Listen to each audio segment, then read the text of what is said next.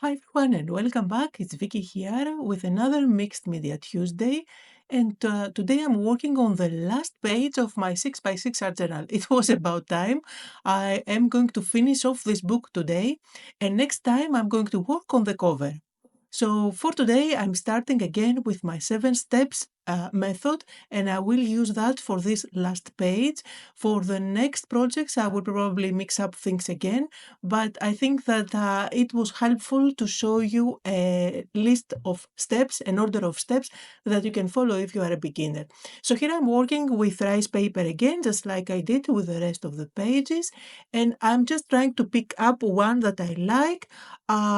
For this page today, I am going to make things quite simple and try to make it as simple as possible. So here I'm just picking out a piece of rice paper. I'm going to cut it out to be a square. My page is 6x6. I went with 5.5 by 5.5 for this rice paper, and I'm going to stick it down with rice paper glue. So I'm using a white brush here to apply really quickly and easily my rice paper glue. I like to apply it mostly at the top so that I can grab the rice paper and then I work my way down. Now don't worry too much about perfections. Imperfections are lovely when it comes to art journaling. Don't stress out too much. I do have wrinkles, if you can see here, but I really don't care. Also, my 5 by 5 rice paper isn't perfectly aligned on my 6 by 6 page. So you see the border all around isn't perfect. Who cares? It's just an art journal page. It's not a card that you have to send to someone else and it has to be perfect. So now I'm going to use my heat gun, make sure that this rice paper glue is completely dry because I used it to cover up the rice paper as well to seal it down. And then let's move on to the next step. So the first step on my 7 steps method was to stick down some rice paper. Second step is to add a little bit of white. Do that either with a brush, with a knife, a palette knife like I'm doing here, or even with your fingers, just add a little bit of white here and there, make it look artistic, make it look as if you know what you are doing. And you can always wipe off a little bit if you think that you have overdone it. Just because we did use that rice paper glue underneath and it is sealed down, it doesn't get absorbed instantly, so you do have a few seconds to wipe off any extra if you want. And again, I'm using my heat gun to speed up the drying process. And the next step is to do some stamping. For that, I'm going to use a various of stamps to mix and match them at the background, and I am using a permanent black ink. This is going to make sure that it's going to stay nice and put no matter what I do on top. I don't want to end up with any smudges or smears all over the place because I haven't decided yet what I'm going to do on top of it. Now I'm mixing different stamps. You see that I don't even use a stamping block for this big one because I don't want to end up with big rectangles. I like my stamping on the background to look quite organic and random. I don't want to have perfect impressions. This is why I manipulate this stamp with my fingers. I'm also going to bring in another one, another different pattern, and just mix and match. Now I am ready to move on to the next step, which is to do some stenciling. For that, I'm using a lovely Tapestry stencil, and I am also going to use my volume paste. I like my volume paste because it is white and it doesn't add an extra color on the background. So although I am able to make the background look more interesting, to add texture and shapes, it doesn't turn it to look too busy. So it is a lovely step that will help everything come together, but at the same time it will also help the focal point pop against the background. And now while I go and wash my stencil, the volume paste is going to dry in between. So the next step is to try and find the focal points.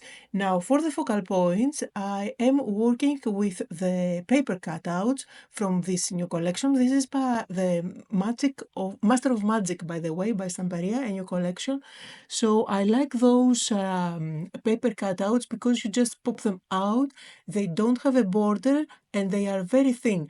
They are as thin as a scrapbooking page, which means that they are perfect for collage in your journals. So for this, I decided to go with this lovely flower and a big door. I like doors in our journaling. There are some elements that I keep on using again, again, and again. So, for example, I love mushrooms. For some reason, they look whimsical. And I also love doors. Doors can symbolize new beginnings, a new opportunity, maybe a new adventure. So, or even the unknown if you open up the door and you don't know what's there. But definitely is a great focal point for an art journal. So here you see I didn't cut off the video at all. So you can see my thinking process. I'm trying to create the composition before sticking everything down.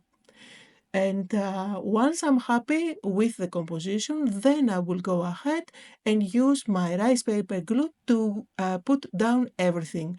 Now I'm picking also some gears, some clocks, little pieces here and there that I can put together. And I will go and stick everything down with my rice paper glue. And at the same time, I'm going to cover up everything with the same glue as well. This is going to seal them down, and I will be able to use my big brush markers later on to do shading and highlighting. Now notice that as I stick everything down, it looks kind of milky when I seal it down with the rice paper glue. Don't worry at all about that. This glue dries completely matte. It doesn't have any shine at all and it dries completely clear.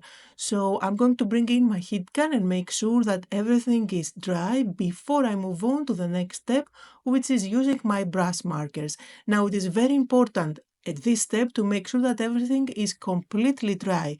Otherwise, your tip of the marker is going to touch on the glue and you are going to ruin your markers.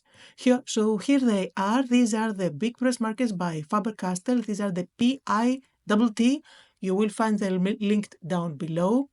They come in various sizes, different barrels with different nibs. I have here the recent version of them, which is in a big barrel and with two nibs, one big brush in one side and a fine tip on the other side. But really, they work fabulous for this technique. I have demonstrated this technique so many times, but I always get many questions about it. So I'm going to repeat myself again.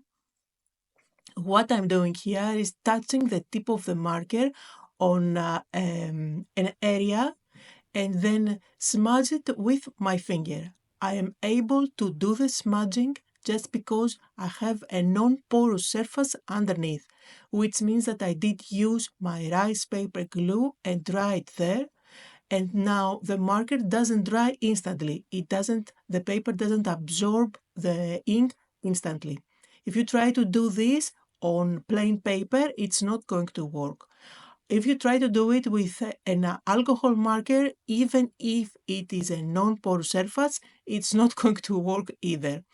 So now I'm cleaning my finger because I'm going to move on to another color, and I like to use colors that are similar to what I'm coloring on top. So here I'm going to go for the clock face, and then I'm just smudging. What that does is enhancing the colors. It does shadows, I add highlights, I even can tint what is underneath and change completely the vibe or the color of the image.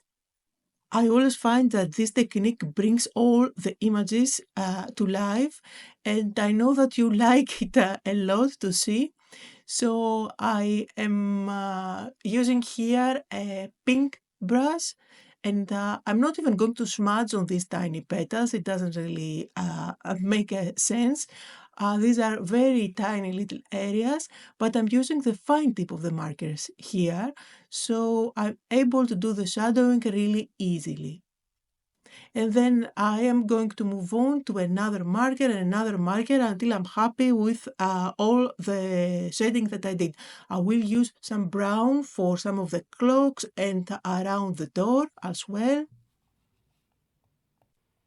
And I have to stop at some point, so I think that this is the point. Just stop, Vicky, that's enough. And it is time to do some splattering now. I am going to bring in my tiny watercolor palette. This is a product from my own signature collection, not only for adding colors here and there, but mainly for having something really handy just next to me to do the splashes. So for this, I'm going to do both black splattering as well as white splattering, and it stays nicely on top with no issues at all. Now do as many splattering as you like. I move on to the next step, which is to add some doodling with a fine black marker as well as with a white gel pen. So here I'm using a 02 fine marker and I'm adding some sketchy lines around some of the designs. I'm not going to outline everything and I'm not going to do the outlines perfectly. Just sketchy lines here and there really enhance the design. You see here, I'm staying mainly on where I feel the shadows should be. So these little steps make really big difference because here it really helps the elements pop against the background or against each other. And here I'm using my white gel pen, adding some highlights. It always makes the designs pop even more, and I feel like it always adds a whimsical look and feel. All the details again and all the steps are not something that you should do. I'm just showing you what works for me and how I put my pages together.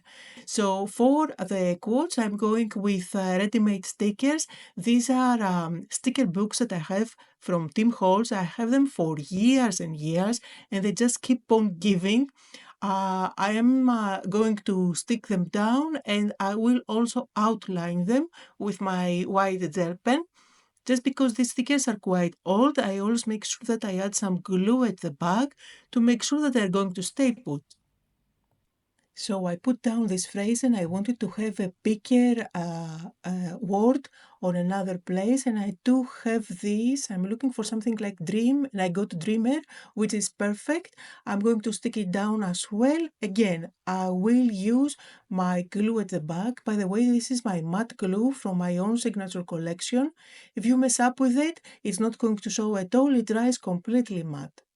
And I'm going to bring in my white gel pen to outline these quotes. This is going to be the final step. And you can see here what I did when my gel pen doesn't work. I just start it out on my finger. It really makes a difference. So I'm going to put on some close-up photos here where you can see all the details better. Links to everything I used can be found down below in the description, just like always. I hope that you had fun today, that you got inspired. Thank you all so much for joining me, and I'll see you all next time.